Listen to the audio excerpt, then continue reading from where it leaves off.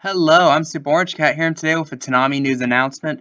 That being, we have the October 1st schedule finalized, and like I predicted, and more or less what everyone else would predict as well, Housing Complex C will lead off the block at midnight. This was actually confirmed a few days prior, where the trailer that was released on Adult Swim and still gets occasional play on Adult Swim did mention debuting at midnight.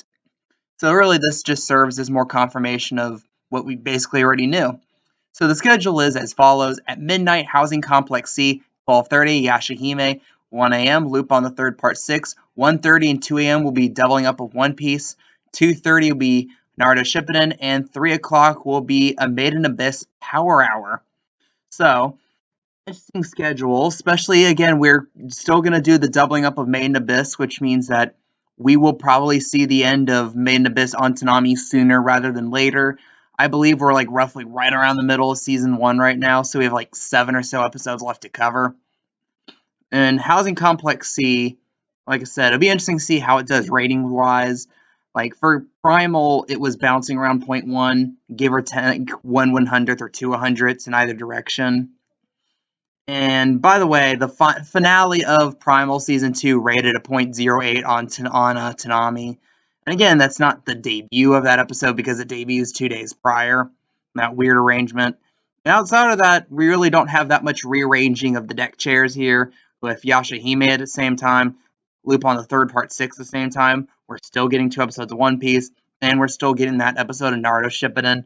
Only other change is that we're saying bye-bye to Blade Runner Black Lotus, and that just really highlights how that was probably, at least from a financial perspective, the most failed of the Toonami originals. Where you have, say, Phantom Pirate Princess, it got a full rerun, and it had the highest ratings of any of the Toonami originals of this generation, I'll call it. Basically, any originals aired in the last year or so, this generation of Toonami originals. Shenmue did pretty well, did fine. And also, yeah. So, yeah, you need to get Blade Runner Black Lotus not doing so hot. And now we're going to have Housing Complex C on the block for a few weeks here, coming up in October. And sometime next year, we have a load more of Toonami originals with 2 Fully Cooley sequels. No, that was not a weird fever dream. There are going to be 2 more Fully Cooley sequels. Ninja Kamui is going to come to the block. And we're going to have Uzumaki finally come to the block at some point in 2023. I'm guessing we're going to rate a full year will be around October 2023. And also, there's like the Rick and Morty anime, but that's technically an Adult Swim, so that's not going to be a Toonami thing. So, a lot to still look out for in the long-term future, with the next year or so for Toonami. But yeah, we're getting Housing Complex C, which is a horror-based show, which, based on the trailer, looks very promising in my opinion.